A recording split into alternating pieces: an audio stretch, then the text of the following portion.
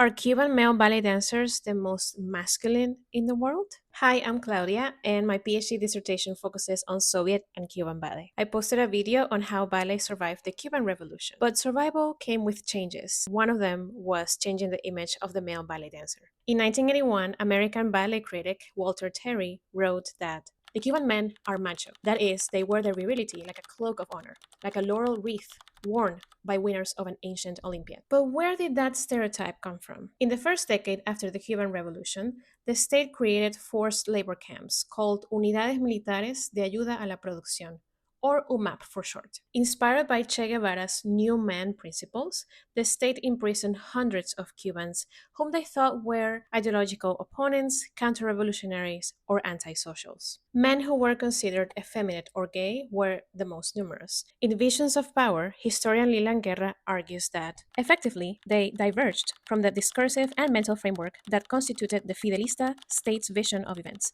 thereby disrupting the functioning of and citizens' belief in its grand narrative of redemption. The Alonsos understood that if Cuban ballet boys were seen as effeminate, they could probably be politically suspect. Historian Elizabeth Schwall shows that many of the boys who came to the new ballet school were actually brought from orphanages. This strategy will ensure that there were no family prejudices in their first exposure to the art form. She argues that ballet leaders intervened at an early age and formed children according to the values and priorities of the field. The interventionist state and ballet family carefully policed gender and sexuality within the balletic ranks to corroborate heteronormative standards of Cuban society. One of those boys will be Jorge Esquivel, a famous principal dancer who partnered Alicia for many, many years. By the late 60s and early 70s, the ballet school already cultivated kind of a culture of masculinity. The boys trained separate from the girls until the age of 16, and they still do, and dancers later recalled that homosexuality was not tolerated. Lázaro Carreño, another legendary principal dancer from Jorge Esquivel's generation, once said that